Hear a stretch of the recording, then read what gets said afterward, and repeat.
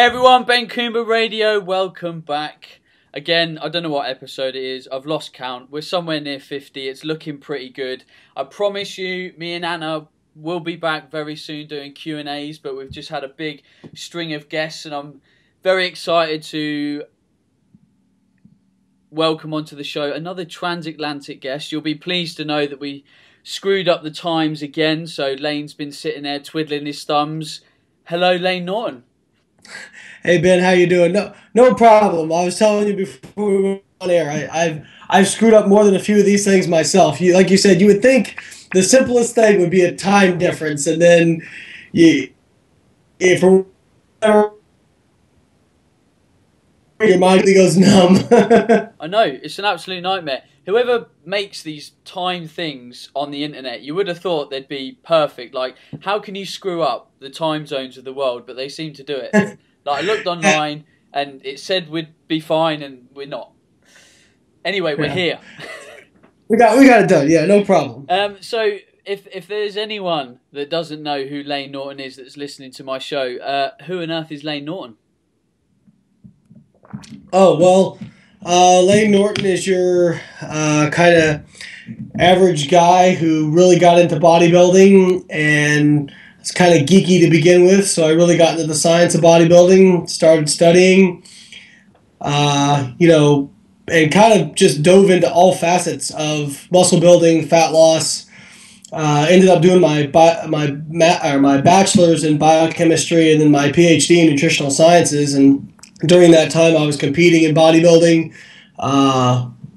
became a professional in a couple of the natural drug-tested organizations, and then also got into powerlifting, all that kind of stuff. So anything associated with getting lean, adding muscle, lifting heavy weights, that kind of became what I like to do. So, and I just was very interested in the science behind how everything works. I found the human body fascinating and still learning things every day. So that's kind of who I am and how I got into it. And along the way, I started taking my knowledge and trying to apply it and, prep people or work with people on nutrition and training. And that went from something I did part-time, starting like 7-8 years ago to now a business that has been so successful that I've had to hire people to help me. And I mean, I have a gal who literally all she does now is screen clients because we get so many client requests every day. So it's pretty crazy to see how that's turned out. And so I guess that's a little bit of who I am. I'm a geek who got into bodybuilding and just made a life out of it. Humble dude, love it, humble.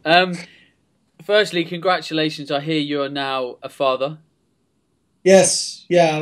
My son Robert was born June 28th this past year, and he's pretty cool. Anybody that's been following me on Twitter or Instagram has been getting blown up with pictures of Robert. But I find on my Instagram, people like him more than they like me. I post a picture of him and it gets like 1,500 likes. I post a picture of me and it gets like 600 likes. So I should just post Robert all day. Dude, you're not cute enough. Yeah, you're right. Cute. Right. So, is this your firstborn? Tell us. Yeah, it's my firstborn. So, I mean, whenever I get into conversations sometime, especially on social media where you're talking about health and fitness, especially time, like time's a huge one, and people always go, wait till you have kids, Ben, which I obviously don't. I don't have kids. I don't have that time constraint. As a guy that's really into nutrition and training and, having the time to dedicate to that, do you see fatherhood like impacting on that? Is it already impacting on that? Sleep, training and stuff? Yeah, I mean, the first 3 weeks were pretty brutal in terms of sleep and then also just trying to fit in my work, because, it's really fun because he's really cute and tiny and, everything's new. But yeah, it was, running on 4 or 5 hours of sleep. Now, we actually kind of lucked out because my wife and I, we both work in my business and we both work from home. So what we tend to do is I kind of plan this, I'll take him till whenever he wakes up, I handle him till 5 a.m. So I'll take him till 5 a.m. and I'll usually between, like 10 p.m. and 5 a.m. I'll get 2, 3, 4 hours of sleep, something like that.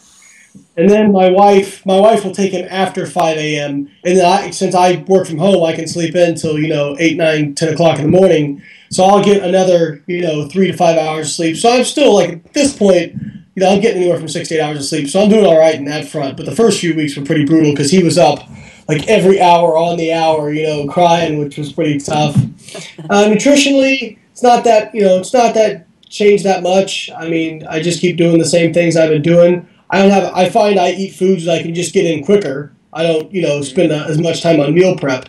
And then training wise, I did cut my training from 5 days a week to 4 days a week. But now we hired a nanny to kind of help us out, just with little stuff around the house and have an extra set of hands.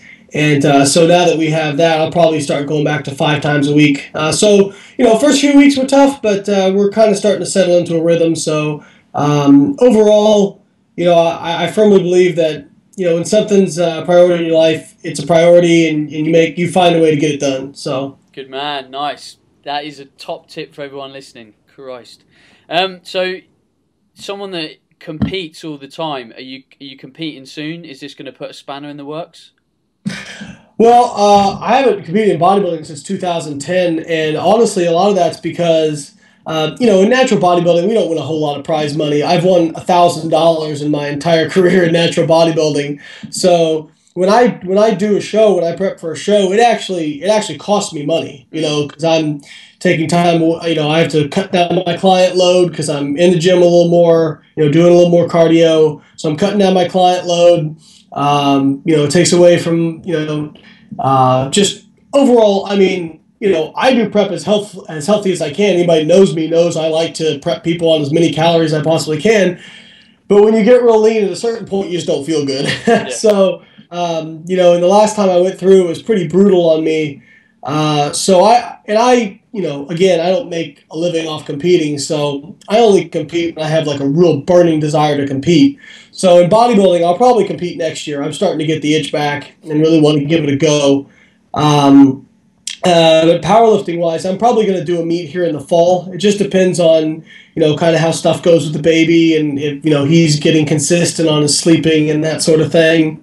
But I would like to do another meet because my last meet was probably the first bad meet I'd had, and I want to get that taste out of my mouth. And training has been going really well, so I think we'll probably be shooting for some kind of meet in the fall. Nice. So thinking about, all the training that you've done, nutrition, I think because we learned so much over the years of doing things, if you could wind back the clock, let's say 10, 15 years, what do you think you would love to see yourself do differently to make, let's say, more progress than you have done over the last 10 years? Honestly, I probably told myself not to stress so much. I was a real, like a lot of people who get into fitness or get into bodybuilding, I kind of had, obsessive, compulsive, measure everything out down to the gram, which I still do in prepping. But, I have found that actually a lot of, or I can tell you actually one thing that I definitely would do. I would go back and tell myself to stop focusing on other people.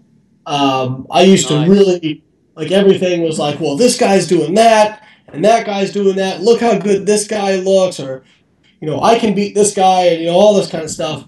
And it's all kind of crap, It doesn't help you one way or the other, because if you're kind of looking at somebody and say, oh, I could beat him, well, that doesn't help you because that's all that does is float your ego, and you're just putting other people down. And if you're looking at somebody saying, oh, I can't beat him, or, I even used to be like some of these haters out there who I bag on now, or I look at somebody who is at a better physique than me, I say, well, I start making up excuses like, oh, they're just because they're older, or, it's because, maybe they're on drugs or something like that. And I never make any of those accusations vocally because, I was smarter than that. I had more,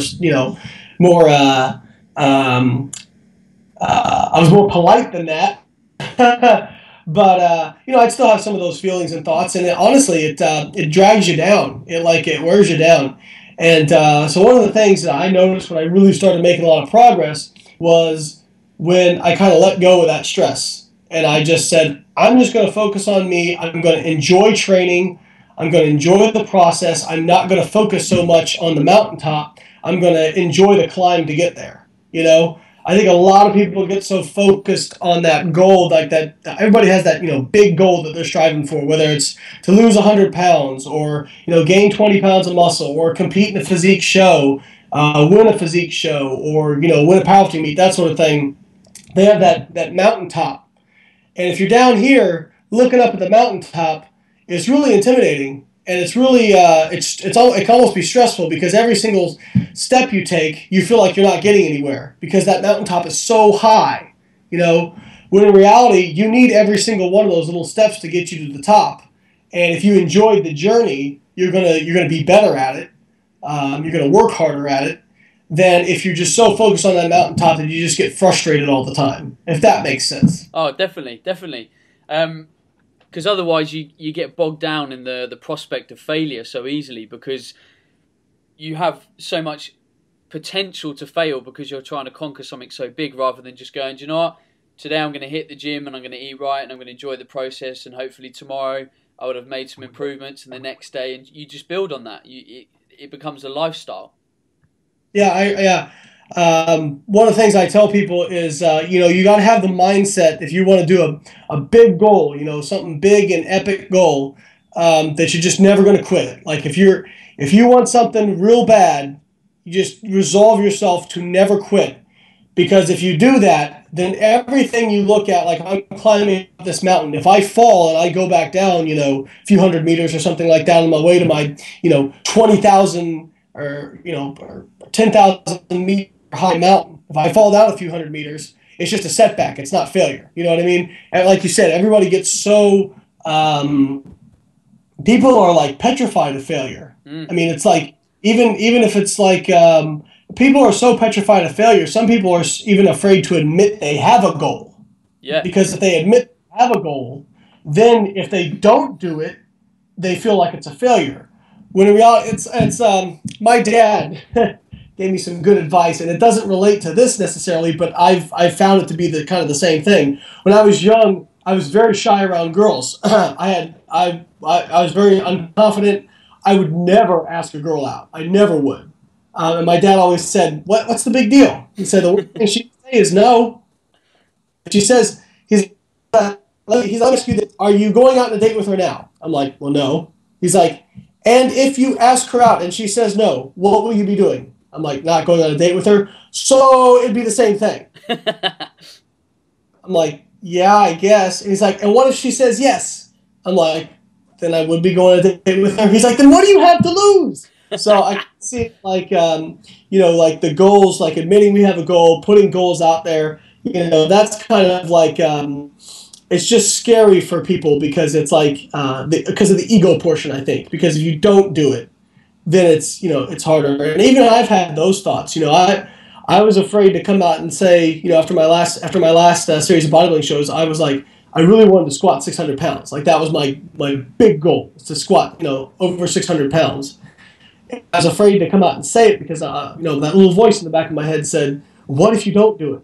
Then everybody's going to look at you like you're a failure. And I thought, well, who gives a damn about them, right? So, and like I said, if you resolve to never quit, that you're just always going to keep marching no matter what happens. Your goals, typically, they're not a matter of if, it's a matter of when. And you can talk to most successful people I know, it wasn't just a straight shot from what they wanted to do to what they did. It was like, they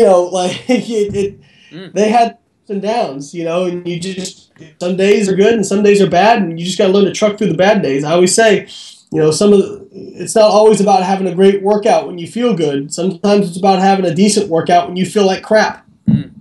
Oh, 100%.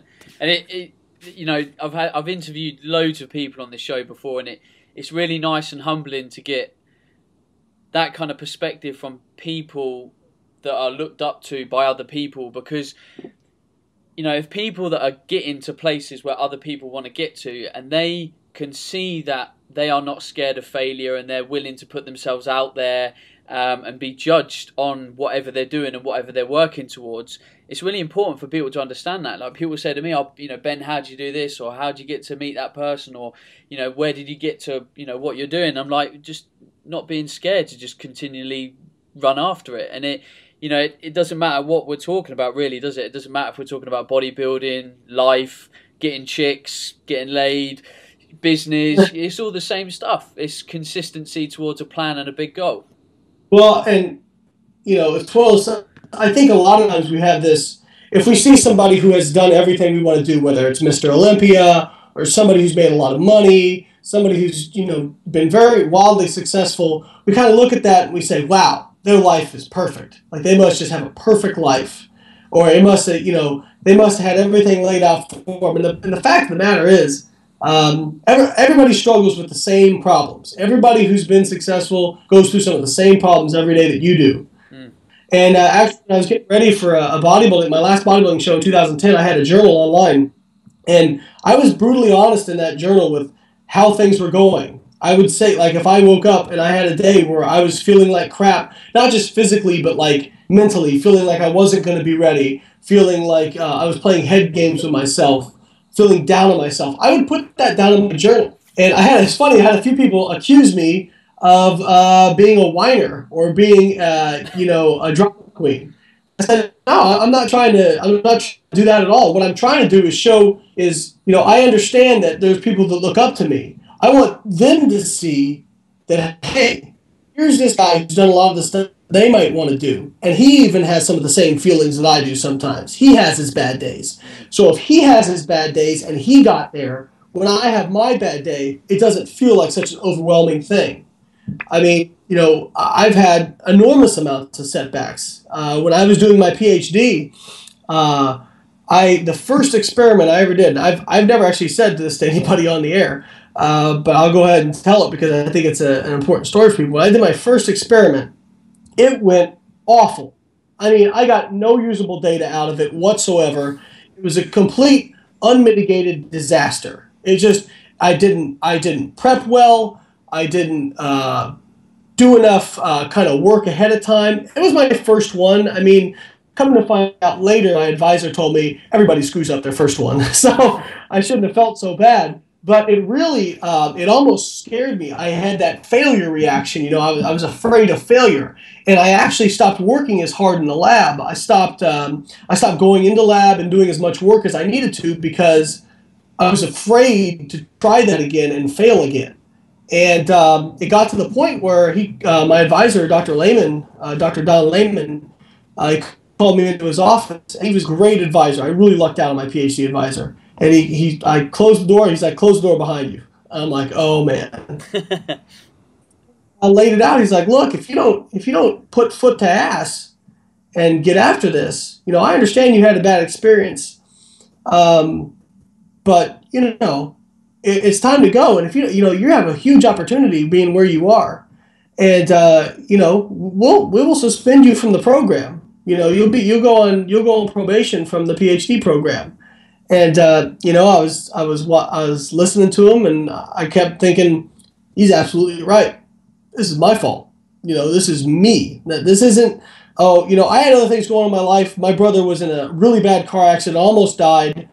A lot of other stuff going on. But at the end of the day, it was still on me. You know what I mean? You can use every excuse in the book, but it's still on you. And I said, "You're right. I'm going to fix it." And I made it a point that I said, "Okay, even if I fail, I'm going to give everything I got. And I'm going to come into lab every single day with a list of things that I need to do today." Because I was letting that mountaintop paralyze me with fear that I would never get there, so why even try? So I said, okay, instead of focusing on that, every single day I'm going to have a list of things I got to do. What do I have to do today to get me a little bit closer to that mountaintop? Whether it's ordering some reagents, or feeding my subjects, or making up the diets for the experiment, or designing the experiment, or reading research, whatever it was, I was going to go in that day and get that checklist done. And I assume that if I do that checklist every single day, that I eventually get there. And you know what? I got there. And that was the kick in the ass I needed, the impetus I needed to get it done. And I was very, very fortunate that I had a PhD advisor that knew when to be supportive and knew when to put his boot in my ass. Nice. Another good example. So, I mean, let's start to talk about some nutrition specific stuff. I'm more of a nutrition geek than a training geek. We're gonna do another podcast in 6 weeks' time. There'll be a reason for that. We'll talk about it at the end. But talking about nutrition stuff now, when I talk to people about Layne Norton at the moment, unfortunately, one topic gets brought up, and you know what I'm going to ask, don't you? Sorry, you broke up. Oh, I said, yeah, I know. I think I know what you're going to talk. Yeah. I'd be willing to bet. Yeah, so I put a shout out on Facebook and I said, hey, Layne's coming on the show. What do we want to talk about? And the first couple of comments were like, what's his opinion on metabolic damage? And I was like, oh, Jesus. I was like, Layne's got a lot of opinions on metabolic damage. Have you not seen his last X amount of videos? I mean, this has caused a huge amount of a stir in the industry. There's a lot of people talking about it. I've got in arguments with people about it on Facebook and stuff. Well, not arguments, but, you know, people... And this is a key trend in the fitness industry, that if someone classifies something with a name, if they don't like the way that it's been classified, it then gets torn apart. But the thing is, everything kind of needs a name because you need to contextualize it. It's like the vegan diet, the paleo diet, whatever. It's got a name so people understand what it means. And really, I mean, what is metabolic damage? I'm assuming it's neuroendocrine downregulation. Well, I think a lot of the blowback on it has been kind of because of the actual terminology that's been used. I didn't make up the term metabolic damage because there is no actual damage. I mean, there's no like damage to your cells. There's nothing. It's not a disease, you know, anything like that. You know, actually, what it is kind of a natural survival mechanism to prolong calorie restriction, which is to become extremely adapted to that severe calorie restriction and turn your metabolic rate way down. And so basically, I like to refer to it as, you know, metabolic adaptation. Because it works both ways too. I've seen people who have, you know, kind of increased calories over time become extremely metabolically adapted to a high calorie intake and maintain their weight, which, in my opinion, is kind of a good thing. Because it's good. It's just expensive. Yeah, but what the kind of the impetus for doing those video logs was, as a coach, I was getting an enormous amount of people coming to me with just. It made no sense with what they were telling me. And what they tell me is that for example, it would be somebody saying, you know, I went on a diet, I lost, 30 pounds, but then after the show or after I got off the diet or whatever, I put almost all of it back on within a few months, and I can't lose it. Okay, well, how many calories are you eating? I'm eating 1,000 calories a day, and I'm doing 2 hours of cardio. I'm sitting there thinking, you know, this is, 5 years ago. I'm sitting there thinking, there's no way. You know, this person's either, they're lying to me or, this and that. And I just got so many people coming to me that I started to think, well, there's got to be something to this. And if you think about how normal, I always tell people, we don't have a problem with weight loss because people can lose weight. Everybody who really wants to lose weight in their life has lost weight for the most part. Okay, everybody's lost 20 pounds here, 10 pounds there when they try. The problem is they put it back on. And when they put it back on, the way in which they do it, what's the normal way somebody diets, right? They'll be really restrictive, really intense for, X amount of months. And then when they come off their diet, they're like, yay, I'm off my diet. And they, have everything they've wanted to have during that entire restriction time. Well, during that time that they're restricting, your metabolic rate starts slowing down. And there's actually a whole host of things that happens to make you adapted to that low calorie intake, to make sure that essentially you don't starve yourself. And, your metabolic rate decreases, your hunger increases because your body's trying to get you to eat. Your rate of lipolysis slows down. Even your intestinal flora change. So your microbiome in your gut changes to you actually get more efficient at extracting energy out of the calories you eat. Okay, so you're kind of become this fat storage machine while you're restricting calories severely over a long period of time because your body is trying to get you back to homeostasis. So I started looking into this and researching it further. And what I primarily found was it was the product of kind of either fad diets or really bad coaching. And I honestly was getting sick of cleaning up other people's messes, to be honest with you. Because the most coaches out there are, I got to be frank, pretty awful. That's just because the easy thing to do is just if you have, a couple hundred clients, you just put them all on really low calorie diets. Some of them hit, some of them don't. Some of them end up, completely, metabolically run down. And but all you have to do is you just prop up the ones that do well, and you don't worry about the other ones. Yeah. So this is one of the key reasons I started researching more and more of your work, because I was in a similar position. Like, people were coming to you and were like, Layne, I am screwed. Something is up here. And I was getting clients off a particular coach in the UK that were going on, like you say, and I've seen this guy's programs. If things get a little tough, you start doing more and more cardio, you're doing your weights at night, then you've got to do 3 sessions of HIIT training, and then you've got to drop your calories by 500. And like you say, you get 200 people sign up, 50 people do well, 25 people do amazing, and then you've got 25 people to do all your nice fancy marketing for your 12-week transformation, and you're sorted. And this was the whole reason I based a talk with a fellow coach, Lucy Doyle, at Body Power. So Body Power, I did a topic on this because I was just fed up of people just doing shitty diets and screwing themselves up, but the coaches implementing these shitty diets.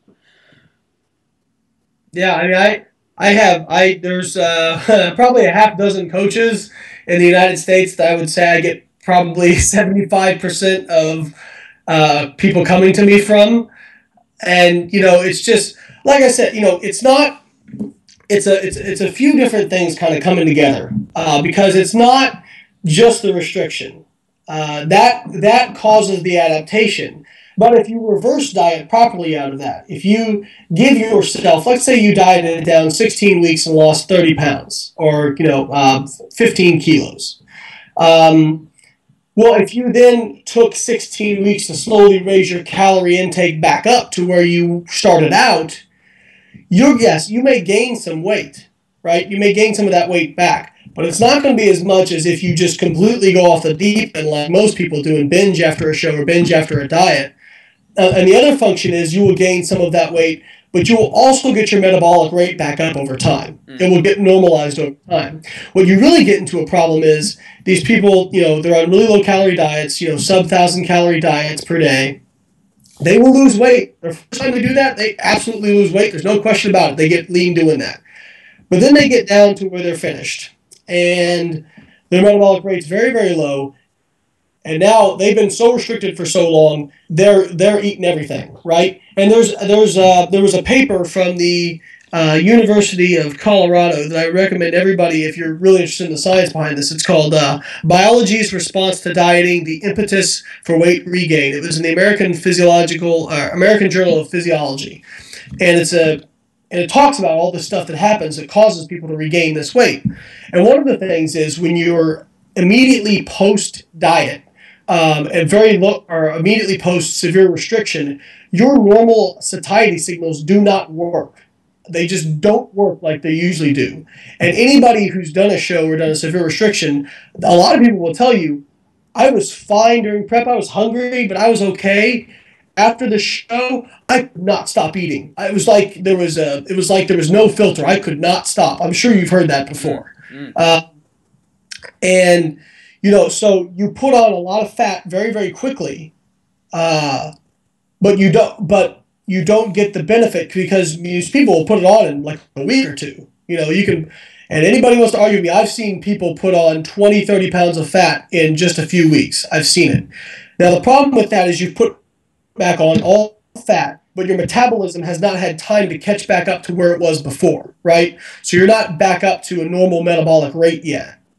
And a lot of times what will happen is these people will put the weight back on and they'll feel really bad about doing it. They'll because you just got done looking your best you ever have. And it's almost like there's a well-documented effect, reaction with Olympic athletes. They have depression after the Olympics. A lot of them get depressed because there's this big build-up, big crescendo of everything that goes on, and then boom, all of a sudden it's over, and they get depressed. And this is what happens to a lot of people after a show. So what happens? They put a lot of weight back on. They're kind of depressed. I'm going to diet for another show because I felt so good and I looked so good. Well, the problem is you haven't let your metabolic rate catch back on, and they start trying to diet again. Only this time, it's harder to get in shape. And maybe they're able to do it, but they're going to have to get even more restrictive. And as you go through a few cycles of that, you get to the point where you can produce somebody who's so metabolically adapted that 1,000 calories a day and hours of cardio doesn't do it. They can't lose any body fat from that, but they're still sitting, 20 pounds, 30 pounds over stage weight because of those, small, intermittent, really massive refeeds, really massive binges. So it's kind of that cycle of, extreme restriction coupled with extreme rapid overfeeding. Whereas if you take the time to really slowly reverse diet, I mean, I've had, some people respond better to reverse dieting than others, which is, slow additions of calories after some of these shows. But I've had, some clients who they actually almost maintain their stage weight. And after over a period of 6 to 12 months, they're up to consuming. I've had women consuming over 300 grams of carbohydrates a day, and at their stage weight, or even sometimes leaner. So now some people do put on weight, but even if you put on only 5 or 10 pounds and you get your metabolic rate back up, you're still in a better position than if you put on 20 or 30 and you did it so quickly that your metabolic rate hasn't had the time to catch up. And I want to read a section of this paper because I thought the line they put at the end of this review was great. And they said to ensure long-term success, the regain prevention strategies will likely have to be comprehensive, persistent, and redundant as the biological adaptations they're trying to counter. Basically meaning if you don't account for all the biological adaptations that you've had while you're dieting down, when you stop prep or when you stop dieting, when you reach your goal weight, you're just going to right back to where you were before. So in reality, the period post-competition or post-diet is almost just as crucial as the period during the diet. Because like we said, people can lose weight. That's not a problem. People lose weight. The problem is they put it back on. So talking about the calorie steps that people might make afterwards. Now, when you diet down to a show, a lot of the time you might only make a couple of calorie adjustments. You might go, let's say 350 below your below your BMR for, let's say, 16 to week 8, and then you go, we maybe need to drop it a little bit more. Those jumps are going to be really small. Now, when we bring it back up post-show, surely that has got to be a really slow, steady process. Do you have any kind of figures that people could say, right, I need to say, let's do 100 calories every 10 days, for example? Good question. And it's really, that's where working with somebody comes in, this is going to sound like an ad, but really, I mean, I'm full with clients. So by all means, don't email me trying to hire me. But, working with somebody who knows what they're doing can really make a big difference. And everybody's different. Everybody responds. Some people have more adaptive metabolisms. Some people you can be more aggressive with. Some people you have to be more conservative with. Mm-hmm. Typically, how conservative you have to be, in my experience, is going to be proportionate to the extensiveness of the restriction, how severe you were restricted, and how long that was. So if you're dealing with somebody who was on a 1,000-calorie diet for over a year, you're probably going to have to be very, very, very conservative with adding calories back in. And we may just be talking about 20 calories a week. Mm. You know what I mean? It's very slow because it's just, they're so adapted. Their body is so primed to store body fat that if you add in, 100 calories, I mean, I've seen it. I've seen people jump up a kilo or two just from that. Some of that can be weight fluctuations, some water, but I've seen them put on visible body fat from that. Now, if you've got somebody who did a good job dieting down, they took care of their metabolism, they didn't have to go too far below like 2,000 calories a day, well, then you can probably get more aggressive. And I would say the most aggressive I get on people is something like, adding maybe 20 grams of carbs and 4 or 5 grams of fat per week. But that's somebody who has a real fast metabolism and took care of that metabolism on the way down. For most people, I'm adding anywhere from 5 to 15 grams of carbs and 1 to 3 grams of fat per week, or 1 to 4 grams of fat per week, kind of in proportion to what I'm trying to get them to. So if I have somebody who's been extremely restricted, maybe I'm only adding, 5 grams of carbs, 1 gram of fat per week. That's only 30 calories a week. You have to look at that from the perspective of if they do that, they've been dieting for a year at this really low intake. It's going to take probably just as long. And there was a study out there, this classic nutrition study, I believe it's called the Minnesota Starvation Experiment, where they really drastically restricted men for, I think it was 6 months. And what they found was it pretty much took 6 months for them to get back to normal. So look at that and say, okay, well, even though I'm only adding 5 grams of carbs per week, or maybe even less than that, maybe you're only adding them 5 grams 2 out of every 3 weeks, and every third week you have to kind of take a break and let things settle. Because I've had people like that too. Even if you're doing that, you're still talking about adding, 200 to 300 grams of carbs over the course of a year. You're talking about adding, 40, 50 grams of fat, or anywhere from 40 to 60 grams of fat. So even though it seems like a really slow process, and it is, if you do that over the course of a long period of time, you're going to end up with a much better metabolic outcome. And now, I always tell people, and we know this from training people, from doing it ourselves inherently, that weight loss and weight gain is not a linear process. It's stair-step process. You may have somebody plateau for a few weeks, and you make a small adjustment, and boom, they drop a kilo or two. And then you may be going up the other way, trying to gain some muscle or something, and you may be stagnant for a few weeks, and then boom, you jump up a half kilo. So I think we get really caught up in the trying to find. We like to have the idea of, thermodynamics boiling down to an equation. Okay, if I heard somebody say one time that if you look at the amount of weight people put on during their entire life, till they're, I think, age 40 or age 50, something like that, it boils down to about 10 calories of excess per day, 10 calories above their basal metabolic rate per day. And so their supposition was that if you just can take 10 calories out of a diet per day over the course of a person's life, they will not become obese. I promise you that if you're obese and you take 10 calories out of your diet and you maintain that throughout the rest of your life, your weight will do absolutely nothing. And people kind of know this inherently, but it's something we have to think about. That's such a small amount that I've become really, really convinced that there's kind of thresholds in metabolism that you can be, that the equations for losing and gaining weight, while in theory make sense, when you put it into an actual system of the human body, they don't necessarily hold up. And I'll give you the perspective of somebody dieting down, and I think you mentioned it earlier. If somebody's dieting down, they hit a sticky point, right? They haven't lost weight in, let's say, 3 weeks. Well, theoretically, that should be their maintenance then, right? That should be caloric maintenance.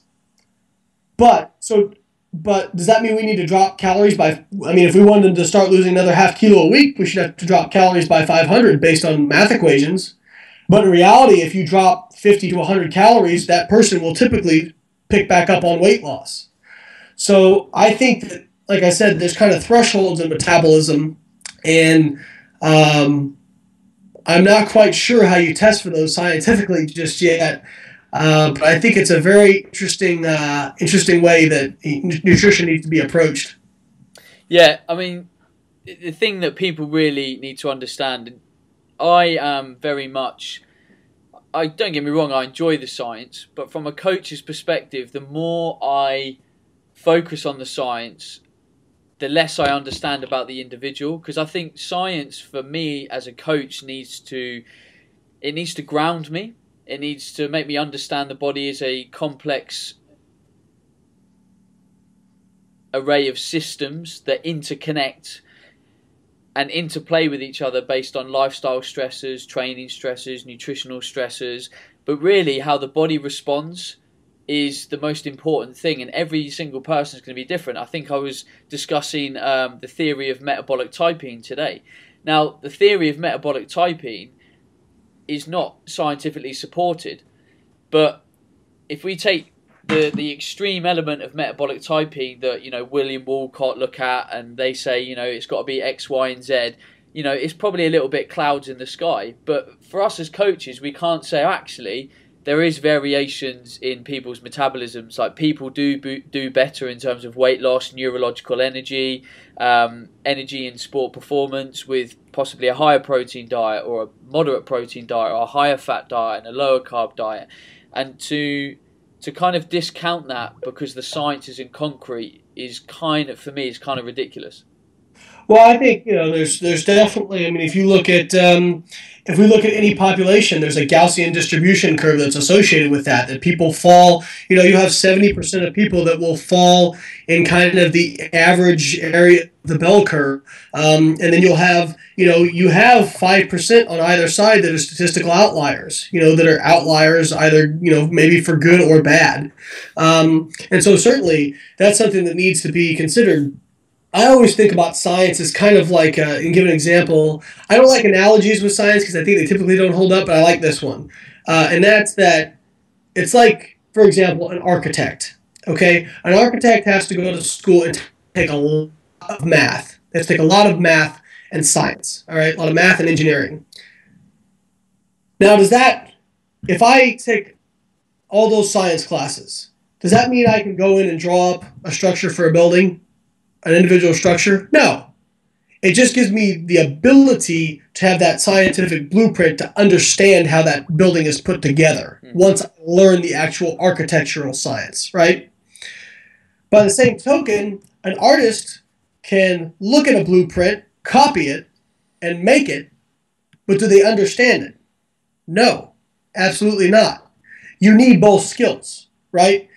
You need the scientific background to be able to interpret and understand what you're seeing, but you also need the flexibility and the experience to be able to put it onto paper. Mm-hmm. You know what I mean? And so I think that's where there's a big disconnect, and that's where we have this, you know, there's a big, you know, kind of like scientists versus bros right now, you know, in terms of kind of debates. And it was funny. I was kind of in a debate about flexible dieting, which I'm a big proponent of. You know, I'm for. I think a lot of people fail with diets for reasons we talked about, but also because it's not maintainable as a lifestyle. You can tell me all you want about, you know, eating clean and all this sort of stuff, but if it's something you can't do for a long period of time, one of my employees, her name's Sohee Lee. She's great. She's extremely bright, and she put on Twitter one time. It was a great line. I loved it. And she said, "If the way you're dieting now, if you can't see yourself doing that in 6 months or a year, it's time to rethink your approach. Because when you stop dieting, when you go back to doing what you were doing before, guess what? You're just going to put all that weight back on, right? So it has to be something that you fit into a lifestyle." And I was talking about kind of the science, you know, behind it in terms of physiology and psychology. And I had somebody come on and say, "Well, I don't believe in science because, you know," I said, "Well, you know," and I referenced Neil Tyson Degassi. He said, "Fortunately, science doesn't care what you believe in. Science, whether you believe it or not, you know." So I like that line. I've used it a lot, you know. But what I think the difference is that people will say, well, there's certain things that work for some people and certain things that work for other people. And absolutely, that's absolutely true. But we need to understand why. The why is just as important. Because if we don't know the why, we don't know how to apply it. We don't know when to apply it. Because just because I can get one person in shape doesn't make me a good coach. I have to be able to prove that consistently because I have to be able to do it over a wide range of people and body types and, even psychologies. Being a coach is not just about, giving people good information. It's also about understanding when to be supportive and when to give a kick in the ass. You know what I mean? So all those things go into it. But you need the science and you need the experience. They're both, and they're not mutually exclusive. We have this, I saw IFBB Pro put on his Twitter the other day, something like, isn't it funny how all these science guys are always the small guys in the gym? And I'm like, well, I don't think that's necessarily the case. I have friends of mine who are PhDs who are real big in bodybuilding, But I think the problem is that we tend to, when we look at protocols, we tend to kind of put too much emphasis on what one person has done. And I always tell people, I've gotten in debate with pro bodybuilders before, and they'll say, well, how can you debate with me? Look at what I've done. Look at my physique, And I always tell them, look, that's one data point, okay? I'm not saying your data point is invalid. That's not what I'm saying. What I'm saying is that when you take it in the context of the thousands or millions of other data points, your argument or your evidence is less, okay?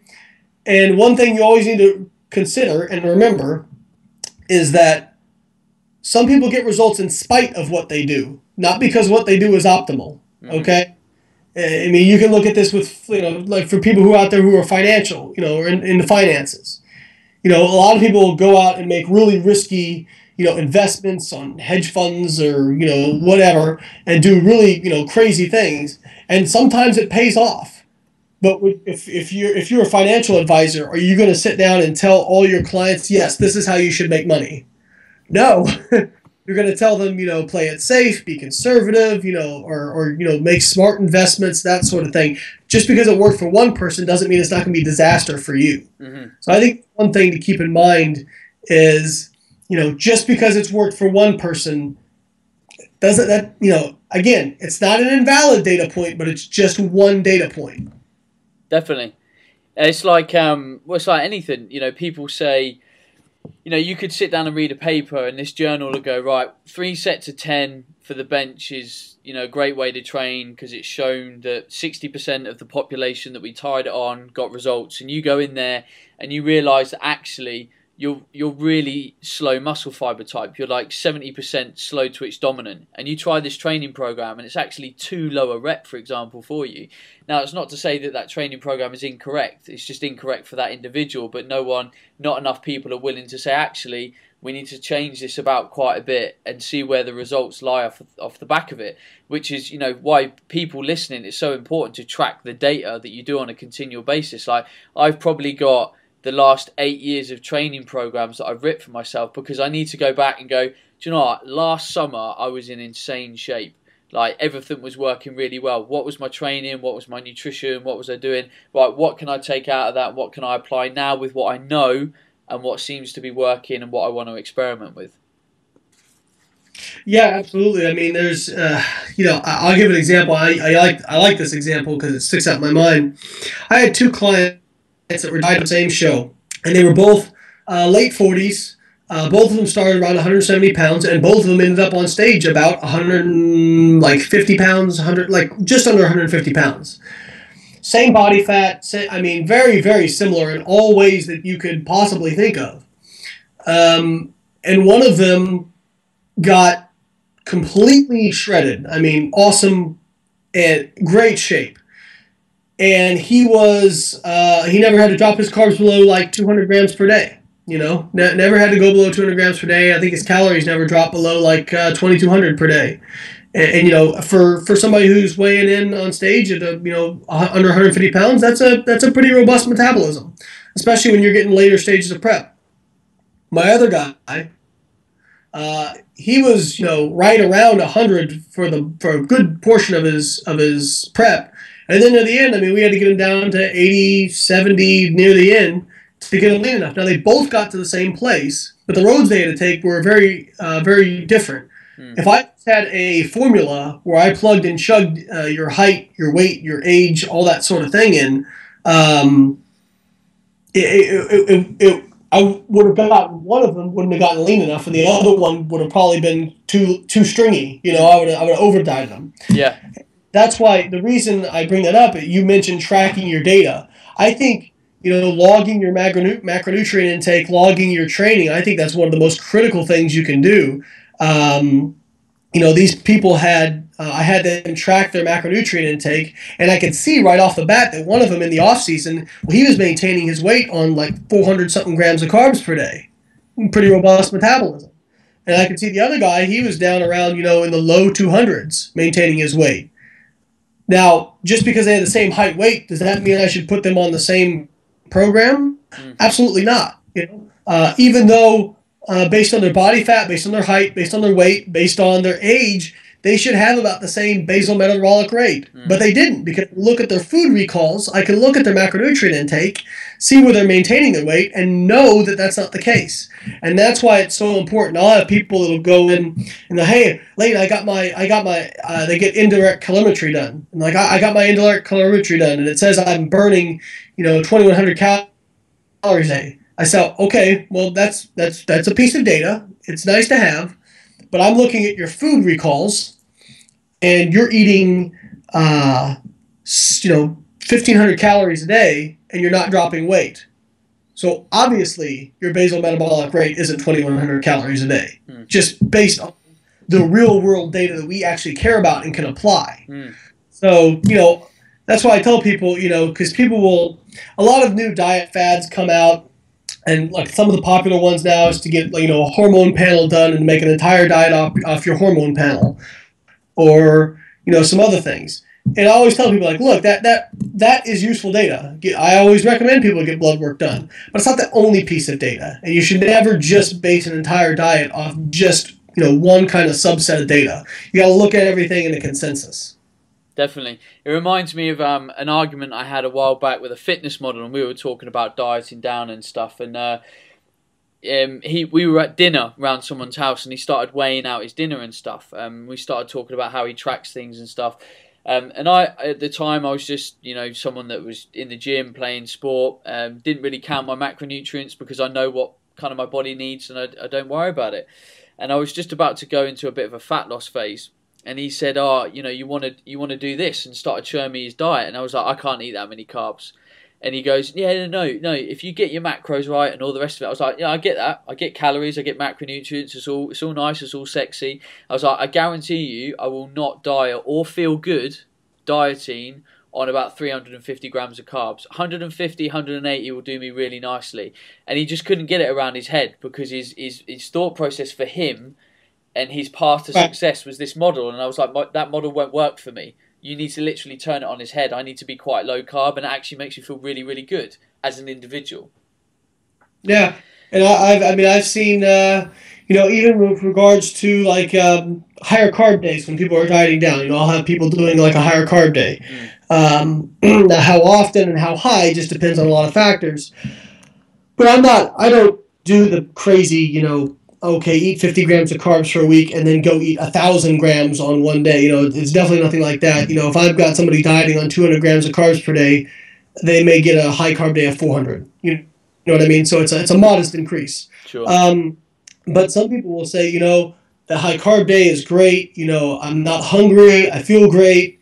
You know, and then I'll get other people will say, I feel sluggish on that day. I'm really hungry. You know, so there's definitely, and I tell people I'm not even really sure necessarily what all that means just yet, but there's definitely divergent responses. And I've noticed that with, like for example, branched chain amino acid supplementation. Some people will say they'll supplement with a flavored branched chain amino acid product, and some people go, oh man, it kills my appetite. It's great for suppressing my appetite, and I can't eat anything afterwards. And other people say, man, it makes me ravenously hungry.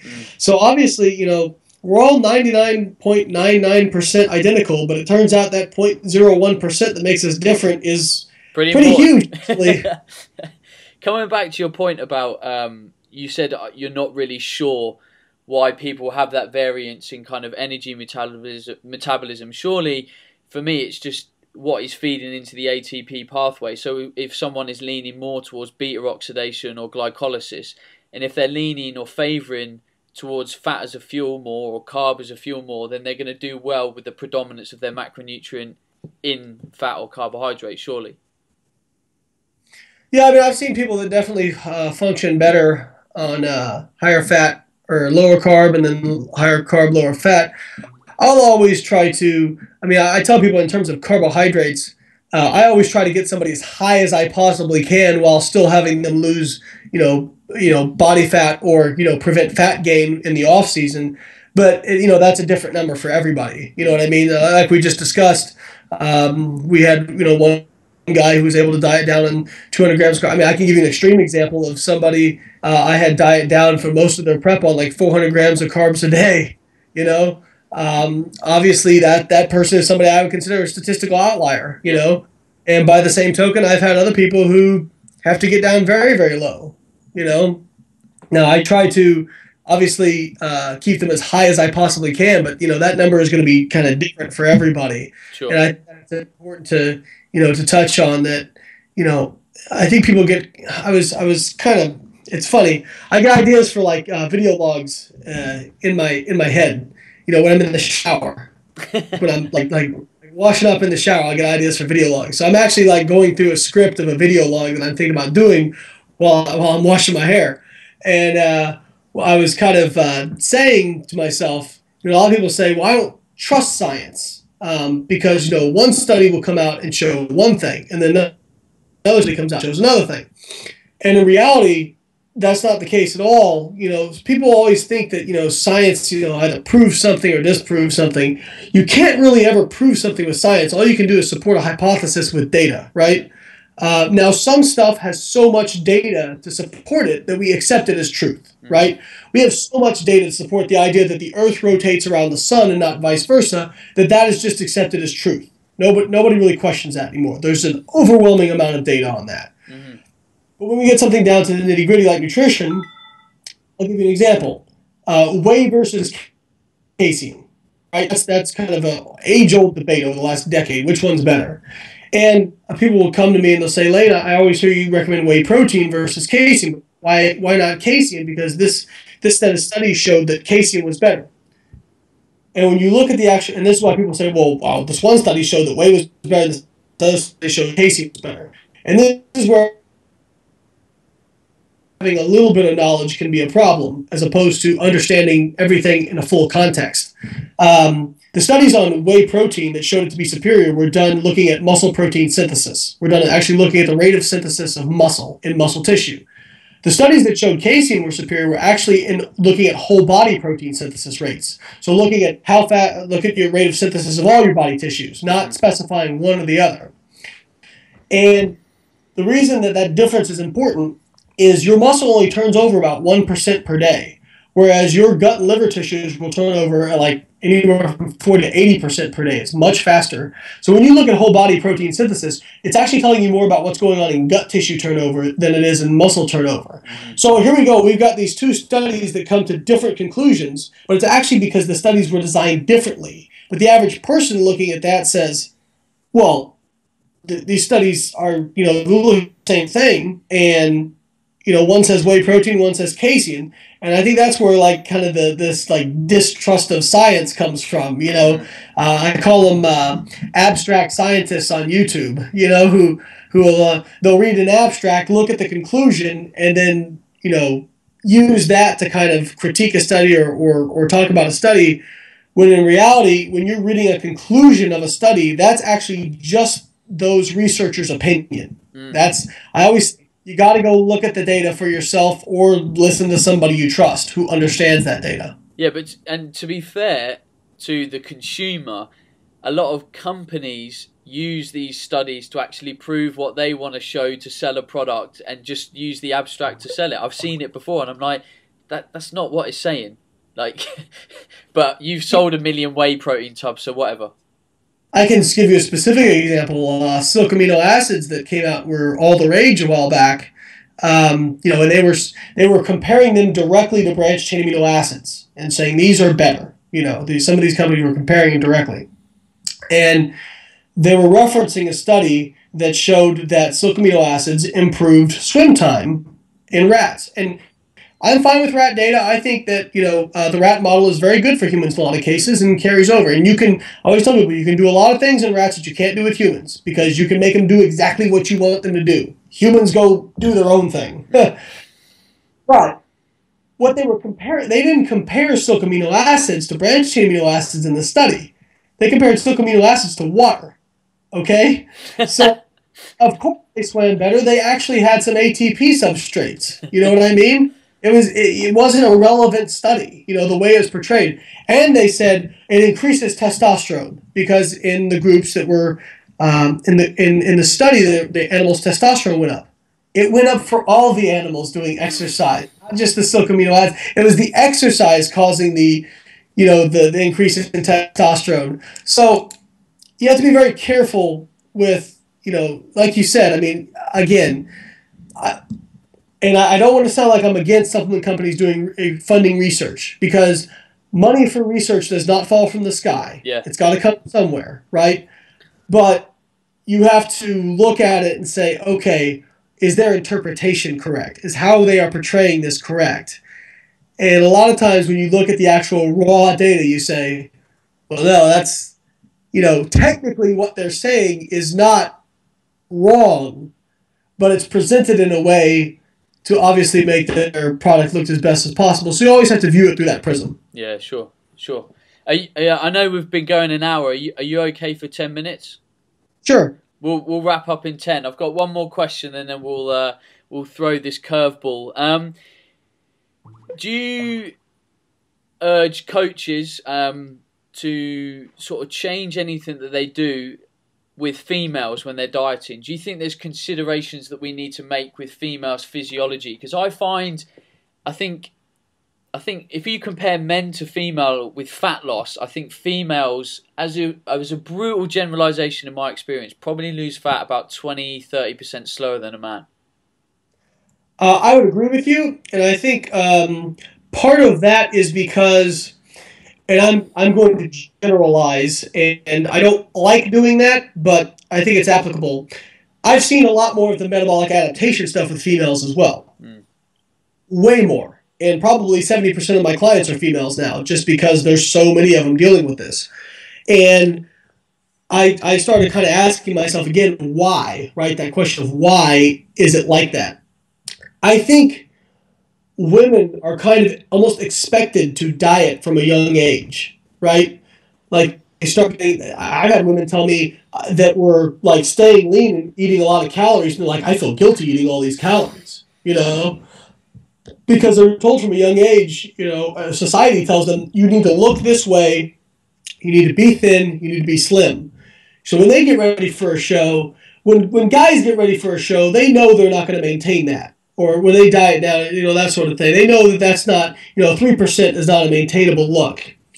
And maybe they put on more body fat than they want to. But if a guy does that, you know what they know what they typically will say? You know what? I'm bulking. It's fine. Put on muscle. And so they maintain that overfeeding, right? They continuously overfeed, and their metabolic rate catches up back up. A woman diets down and then puts body fat back on and then immediately tries to diet down again. And so I think what a lot of times you have with women is they're adapted to a lower calorie intake over time. And so they're more stubborn when it comes to fat loss because they've probably been restricting from a younger age than men are.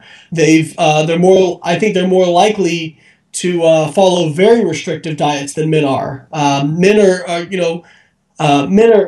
are more likely to say, "Well, I don't want to go too low because I'll burn muscle." Whereas a lot of people will say, "Well, I don't care. I don't care about muscle. I just want to be thin."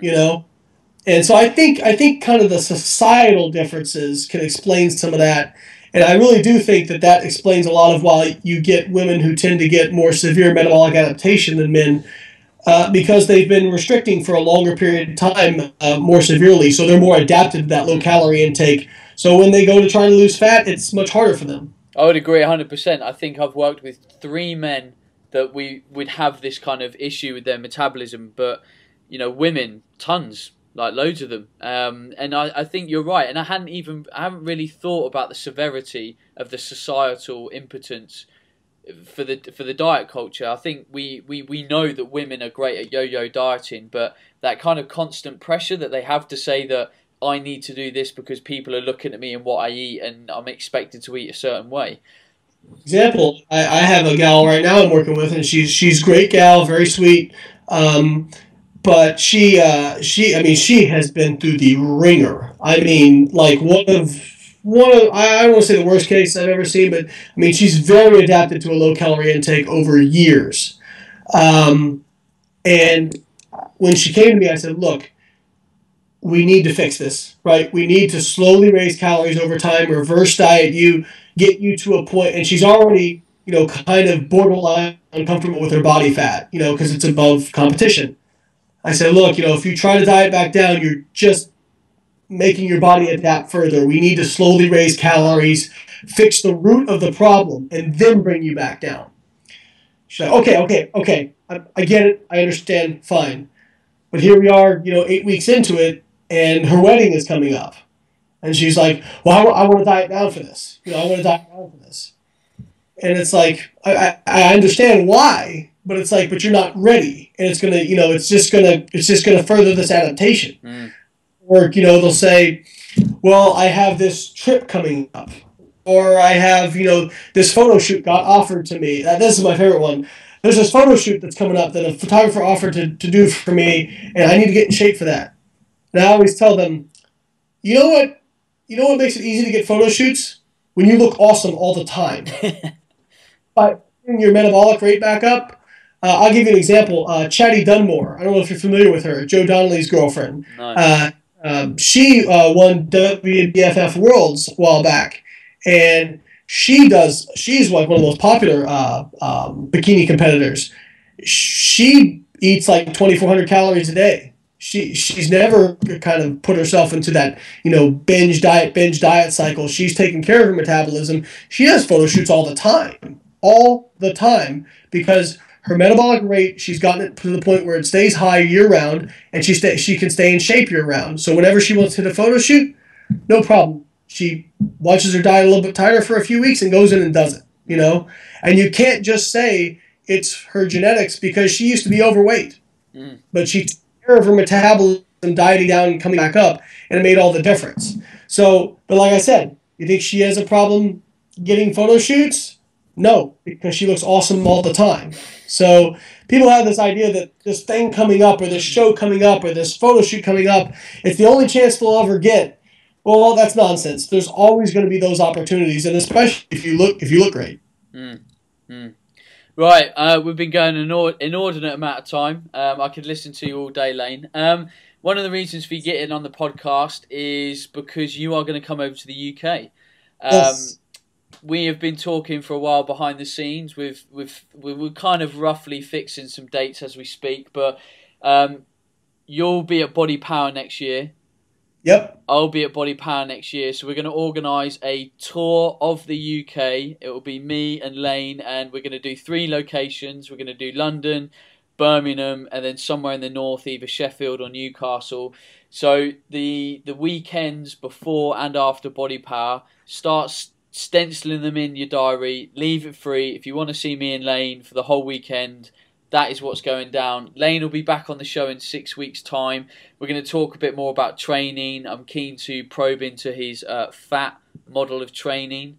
And then we'll actually release the dates then. We'll have all the details, the sign-up pages, and you people can start getting on board and getting involved, and we can start generating some hype.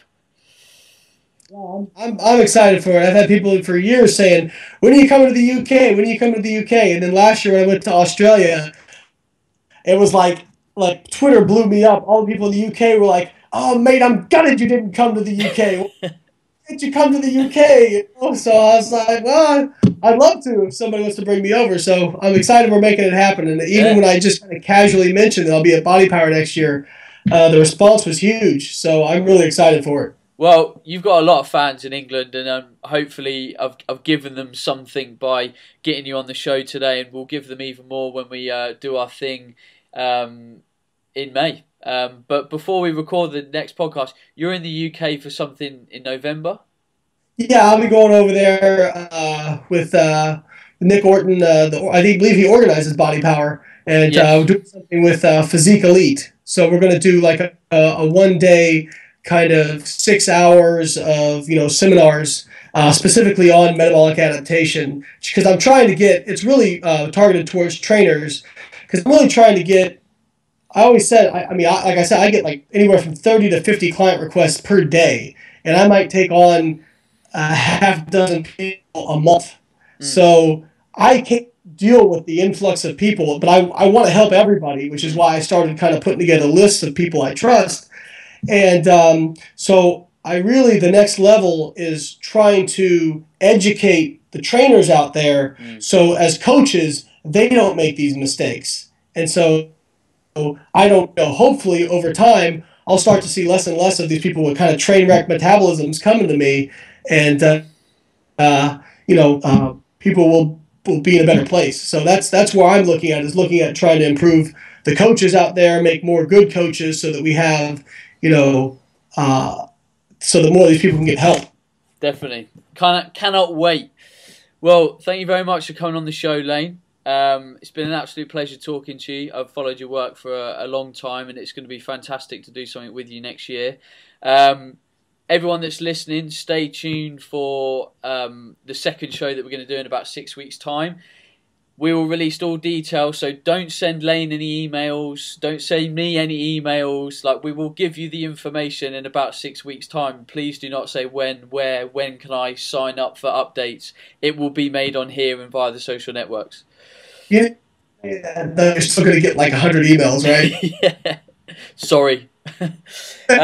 Thanks everyone for listening. If you've enjoyed the show, please do me a huge honour and keep reviewing this by iTunes. It's the only way it's going to keep staying in the top 10 and hopefully keep sticking at the #1 show in the UK. Layne, if people want to follow your work and they don't already follow your work, what are your links? Best way to find me is through my website, www.biolayne.com. I put kind of everything on social media up there as well. Then if you want to follow me on Facebook, my Facebook fan page is facebook.com/Layne Norton. If you want to follow me on YouTube, it's youtube.com/BioLayne, and my handle on Twitter is BioLayne as well. So you can find me on there. And then also Instagram is BioLayne as well. Awesome. Well, anyone that's listening to this, I recommend you go and follow him on your chosen tweet, deck, Facebook, doodah, whatever. Thank you again, Layne. Thank you for listening, and I will speak to you soon. Thanks, Ben. I appreciate it. A lot of fun.